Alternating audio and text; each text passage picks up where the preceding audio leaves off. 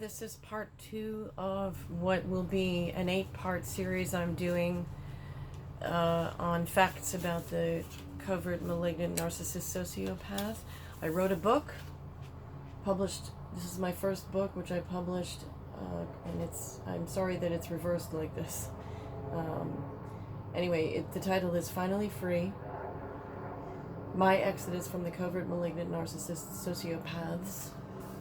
And why am I qualified to speak to you about this today? Because I have considerable experience with this. I wrote a book about it, and I am endeavoring to share my experience to be helpful, to be a support to others, to provide a support. And that also it's time to, or I'm not keeping people's dirty secrets any longer. And I'm an empath, and like pretty much anyone being in this situation, I was completely ill-equipped to handle a covert, malignant, narcissist, sociopath. And the last thing I'll say before I give you what this video is, a section, one of the chapters of my book is 16 facts. It's a postscript in my book, 16 facts about the covert, malignant, narcissist, sociopath. So I'm giving you 2 facts per video, as I'm trying to keep these videos under 10 minutes. So I'm giving you 2 facts per video and sharing my experience, and I'm not keeping people's dirty little secrets any longer. I'm an empath, and I have this to contribute. You know, if you're trapped in a toxic relationship with a covert, malignant, narcissist, sociopath, then I'm another voice of support and hopefully a further strengthening of getting you out of that situation in however it can be useful. And the other thing is that I'm another validator of your experience, because I have this experience that I'm sharing with you. And so they will tell you that you are crazy, and I will tell you that you are not. I will promise you, I will assert to you that you are absolutely not crazy. You and your body is telling you what the facts are. And what's happening is that their actions are not matching their words, and they are destroying you. So for me, I was financially destroyed by a covert, malignant, narcissist, sociopath. My life was completely destroyed, and I am still paying the cost. Now I am in quicksand, paying the cost for what he did. So please, if you want to hear the first 4, the first video was longer, and I've just adjusted how this series will go. So the first video actually had 4 facts, but I'm going to be putting 2 facts into each video going forward, and it will be 8 parts altogether. Okay? So yes, I know that doesn't mathematically necessarily calculate if you think about it, but don't worry, there's a reason. So here are 2 more, if this is part 2, 2 more facts about the covert, malignant, narcissist, sociopath. They live in fantasy. They future fake like it's breathing. Mr. X, the last one who I will never, he's the last one I allowed in. The last one, and he totally destroyed my life. Mr. X promised, quote, our life. He told me that it would all be taken care of, and I'm quoting him. So, our life, and it will all be taken care of. He was my, quote, manager for my work as a performing artist. He never did fuck. He was my, quote, agent. Never did a fucking thing. He was going to connect me with this one and that one, and he, quote, promoted me, end quote, to Sesame Street, and presented me to so-and-so, and shared my work with ... and. He had me create. Notice how that happened?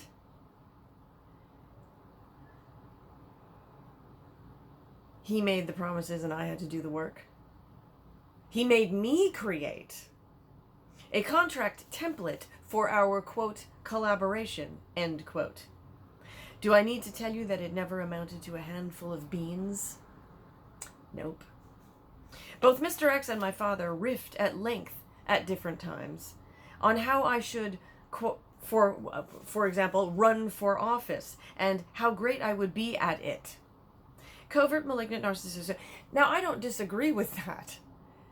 But I don't think that they believed what they were saying for 1 second. They just liked the sound of what they were saying in the moment that they were saying it, and they liked the manipulation that they were executing with me as the wrapped target, the cornered target for this. Okay.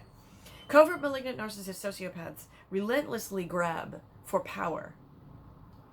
They have an inexhaustible need for it. My father went on for possibly 3 or 4 hours one night, totally in love with the sound of himself, painting a picture of me, going into local politics, and being such a success. On the surface, there seems nothing wrong with what I just said, other than the 4 hours. So allow me to illustrate. First, he rambled on for hours, without asking me if this was something I wanted to talk about. He just started his monologue and we were off to the races. Second, the endless stream of ass-kissing had no connection to me.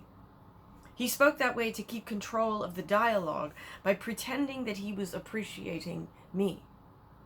He knew, as they always know, blood in the water to a shark, that I was so low that any complimentary language, no matter how meaningless, was manna in the desert. I knew that he meant none of what he said. I knew that he would forget it all and be on another trip as easily as he had gotten onto this one. They live in fantasy, and the fantasy is concocted in service of feeding their egomaniacal, their constant state of egomania. Okay. Another fact. Protection of their, and this leads right in, protection of their ego is their only priority. There is no boundary they will not violate to protect their ego. There is no limit to their cruelty and profligacy if there is the slightest hint of a threat to their ego. Their method of asserting power is scorched earth. They will cut off their own ear if it ensures that they destroy you, control you, dominate you. Consequences don't exist because they have gotten away with the behavior so often. Their memory is selective by design. Any consequence that might have come to bear on a handful of occasions was erased by their mental acrobatics to preserve their ego structure. They will do anything and say anything in a given moment to either acquire or maintain control, power, dominance in a situation. Their entire identity, the only identity thing that they are attached to is the preservation of their fragile ego. And that only, the only concern they have with that is they always look like the big shot. They always, they're always winning. And they will do anything and say anything, and there are no limits. There are no limits at all to what they will do if it means that they win. And an example, if I didn't, so Mr. X did a lot of things to hoover me and put me in the position of believing him and putting my faith in him, and thereby then behaving in the manner that pleased him and that gratified him and that satisfied his ego trip and his primary mission to dominate. He would have bought, if it were necessary, he would have bought a house to convince me that I should remain devoted to him. And as soon as he was sufficiently convinced that he had again regained control of the situation, he would sell the house. He would make persistent threats to sell the house, or make me homeless, which he did do. He didn't actually buy a house, but he what's the word I'm looking for? Regularly, that's not the word I'm looking for, but I can't think of the other word I'm looking for. He routinely would tell me in the middle of it, if there was some argument and something happened, and then it's the middle of the night, or 1 in the morning, 2 in the morning, whatever, routinely tell me, take your things and leave this minute. Like, as if I'm supposed to be out on the street at that actual moment. Completely brutal and ruthless. And any of those moments, they were always about the same thing. He will not permit his ego to be challenged. Okay, so last thing. There are female covert malignant narcissist sociopaths. My mother was one.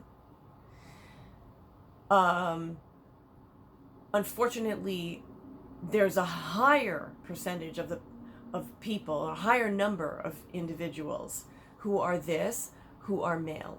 But it in no way is this only a male problem, male behavioral issue. Both women and men are this. It's just that more men than women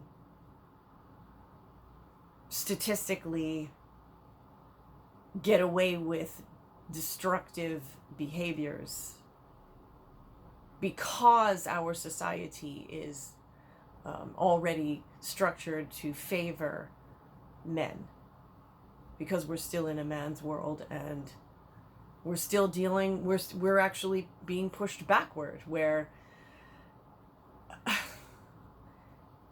women are again being pushed back into closets and divested of our own autonomy, completely divested of our autonomy. We're still if a woman, okay, in a case where, so I still have to deal with the same type of problem. If I'm in a situation where there's some sort of harassment or discrimination that I've experienced, that is misogynistic discrimination or harassment of some sort, there are still situations within recent months that I cannot talk about because I will be punished. There's some cost that I will pay for the behavior. So somebody else, some man or woman for that matter, discriminated against me on a misogynistic, in the misogynistic category, or there was some sexual impropriety, or other inappropriate behavior that I cannot seek support for. I don't have the freedom to seek support for it. This is today. We're still dealing with these things. We're still really no progress. So I don't want to go off on too much of a tangent, but this is the thing about the statistically, there are more men who get away with ruining women's lives, more covert malignant narcissist sociopath men who get away with doing this than there are women who get away with doing this. Okay, this is longer than I wanted it to be, but nevertheless, I just felt like it was appropriate to make that point. Thank you. Please tune in. Please subscribe. And I'll have part 3 for you probably tomorrow. I'm going to continue doing this series. Should be released. I should be posting something each day. It's an 8-part series. This is part 2 of part 8. See you on the next one. Thanks so much for watching.